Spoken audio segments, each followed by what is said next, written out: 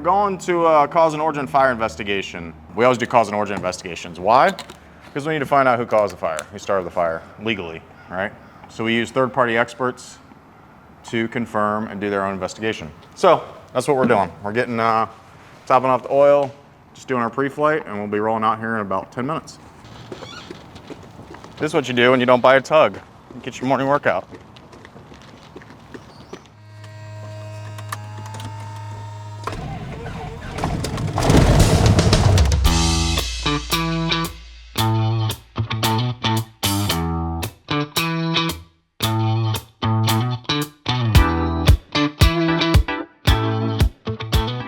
We just landed in Jacksonville. This is an apartment fire.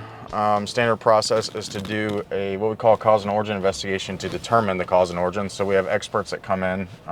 We've got the cause and origin investigator hired by the insurance company. And then because there's residence insurance, the tenant renter's insurance policies, it's called a joint investigation. So any fire investigators that the tenant renter's insurance companies want to be present are going to be present also. That was a lot, but basically all the fire investigators from any applicable insurance companies will be there. A couple of things we're looking for on this fire, and this happens a lot with tenants or residents. We do a lot in the multifamily sectors. Resident story has changed about how the fire started. So initially, they alleged they were doing some cooking in the kitchen and the grease caught on fire, which is actually, I'd say, probably over 80% of most apartment fires. But there were clearly on initial just observation, there was no fire damage above the stove. And this is a significant fire. So it was clear it was started out on the patio area. Our fire investigator has narrowed it down to where it's at on the first inspection. And then we were waiting to do a joint today with the investigators from all the insurance companies because he has to make sure that evidence isn't spoiled at all. So what we'll do today is they'll come to a little bit of a consensus, all the fire investigators, and then they'll start doing some digging. So it's actually a pretty neat process. I mean, they'll literally sift through the ashes. Found a fire pit and a charcoal grill out on the patio. We're not sure if there was some accelerant possibly out there too. So as soon as they get everyone on site, they're going to start doing some digging and see what they find. And these guys are exceptionally good at what they do. It's actually pretty interesting. They've already narrowed it down, so they know where the area is, but now they've got to find the exact cause. So that's what we're going to find out. I got one other fire investigator here. He represents, I think he's in 7 or 8 units. So we'll go through all that stuff. Okay. And see what we can find. Once the other guy comes down here, I'll talk about everything I found to date. What care are you representing? Okay, all right. My initial visit, I examined those 3 apartments and concluded the fire started. I'm just gonna put a mask on because I'm sick of sucking in mold. John, is there anything you need from me specifically or anything you want? Yeah, if they're able to find that, I'm going to double check that. Yeah. So one thing to look at when we go in, we're just going to stay behind these guys, let them do their thing. That's really important. They always go in first, and we never go in before them. But you'll see some of the fire patterns, and keep an eye out on some of just the alligator. So the smoke was billowing out here. Correct. They'd alleged that it had started at they were cooking, right? Mm-hmm. So you'll see that there's no damage above the cooktop. But there's significant, it started on the porch, you'll see that. There's 24 total in this building, so the entire building's been condemned. It went up into the trusses, up into the unit above this too. So they're gonna have to, you'll see, I don't know if we'll get into that unit today, but you can see from the outside. The trusses on this section are all compromised. And because of the truss structure, they might have to replace the entire trusses. They're a good ownership group. They put them up in a hotel for like 2 weeks. That's why they're supposed to have renter's insurance to pay for loss of use. Some of them do, correct. Now, so John represents our insurance company. And then the way it works is there's notifications to all the renters. So they're, and the other gentleman, I think is Lance, he represents. They're the renter's insurance for, I think, about 8 units out of the 24. They want to do a joint investigation so they come to a consensus, and if there's any discussion, they can have it now. So the engineer will look at the electrical system, and then if they see anything that they want to sample, they'll take in the back area, which we'll go back there as soon as they're through, but on the porch area where it looks like this, where it started, there is a closet and there is a light in that closet. So you just have to roll everything out. And that's actually good for 2 reasons. One, we want to confirm the cause, but then also, can you imagine living here? was like, guys, that's not gonna be possible. Confirm the cause, but then also it could potentially be something in the building. If so, then the building owner has liability for that. I don't know if they're gonna take the grill, like the grill or the fire pit, and sample it. They might actually clean this up a little bit. I mean, this was, gonna say, yeah, this was caked. I think John moved it around just a little bit. So one of the things on this, this owner specifically wanted to make sure that the rest of the community was impacted as little as possible due to the fire. So as you'll see here, they actually, we don't always see this, but they painted the boards actually same color as the building, and all of that is going to end up coming off on the rebuild. But we got approval for a very nice fence with the deco barrier. Already did some landscape demo, and then one, because the pool's right there, and then also because we have all of the other buildings in the residence. So they're trying to minimize the aesthetic value to the community. So what they do on these investigations is, because there's so many, well, one, because there's potential liability of the resident, the tenant, and because we have 24 units here with a lot of other damage to residents' belongings. Yeah. What they do is they'll put out, and I'm sure you probably help with this, they put out notice to all of the companies. So at this time, only one other fire investigator showed up. It represents about 8 or 9 of the other residents.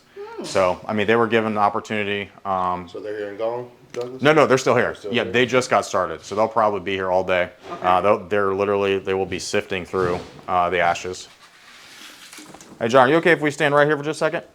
Just want to show these guys. We won't walk past here. But they're just starting to do some sampling. You can see some of the, obviously, the track of the fire. The management came up here too. I just told them it's 100% off limits. You guys are still working. Oh, yeah. They've been asking. By But the end of today, I told them nothing, there's no access until you clear it. yeah. Yeah, so it came up through the floor, and then significant damage there.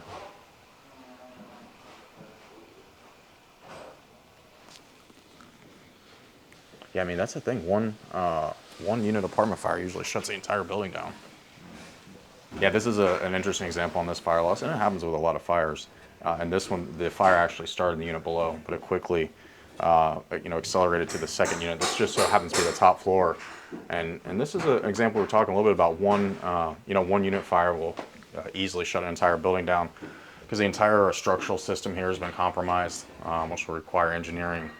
The entire roof structure actually has to come off, in addition to the other obvious rebuild. Talk about subrogation plans all the time, right? If you don't have a resident subrogation plan or program in place, you're missing out on potentially a lot of dollars to help recoup. This is a great example. We've got fire investigators here today determining the cause and origin, so we can actually subrogate if needed. A little bit about our involvement, what's going on today. It's a cause and origin investigation. We'll put out a little bit of content about those and how they work, but basically they're trying to get to the exact cause and origin from using experts for that. This is something that we always assist with, that we're part of, right? And even within the last couple of weeks, we've spearheaded efforts with the insurance company. We're getting the business income rolling. As of early next week, we'll have an undisputed loss. The goal is to get money in the client's hands as soon as possible. So we work closely with the insurance adjusters. We have a great relationship with everyone. As we talked about before, the goal is really to collaborate with everyone and to help the process. The entire structure had to be vacated for many reasons. One, it was condemned, but two, as you can see, just kind of from looking around, it'd be impossible for the contracting crew to only isolate this part of the building. And that's one of the things we worked with the insurance company on, and the owner wasn't sure about. So that was one of the big things that we helped early on, was getting confirmation that the entire building would have business income coverage. The adjuster confirmed that very early on for us. So we were able to vacate the building. We'll get business income for the entire building for 24 units. And this project, I mean, it was a 1-unit fire, but it's going to be at least 12 months, if not more, for this building to be down. Yeah. This is a great example of stressing the importance of us being involved on the front end, right? We can help provide change, drive change, and really help the entire process. I got a call last week. The fire had actually happened before this fire. It had been over 2 weeks, and they were asking about subrogation and renter's insurance and filing a claim, and they're well past that. So they lost out on over 6 figures just because they didn't get started early. And that is absolutely zero cost to them. It's just being on top of it. It's having a subrogation program. That's something we always set up for our clients. And again, as I've referenced, subrogation program usually pays for our fees just by the recovery that we can help clients get. I mean, if you don't have a proper subrogation program in place, you're leaving so much money on the table. So that's one of the first things we set up for our clients. This is a great example. We're going to be doing some subrogation here, and if we weren't involved in the initial setup with the cause and origin, with the investigators, we wouldn't have that ability. The adjuster couldn't be here today. He's actually out west on a loss. So I told him I could be here. So we have an idea of what's going on. Maybe there's something that wasn't passed on to the investigator that the owner or the management team is aware of. And then if there's any resident issues, we can help with that too. My client on this example, she can't be here today, right? She's running, the ownership group. They've got 25 different apartment communities. Quite frankly, don't have the time to be here. So we're the eyes and ears at every single one of these investigations to make sure that we get the best results possible. We did a cause and origin fire investigation up here in Jax. Positive outcome. We figured out, got some answers we needed. So we got one more stop to make today, then we'll be headed home. Good week. Happy to help the clients out, and I kept them in the office doing what they do, putting deals together so we can come help fix their insurance problems. Any questions, reach out to us at SpartanRiskManagement.com. Be happy to help you out.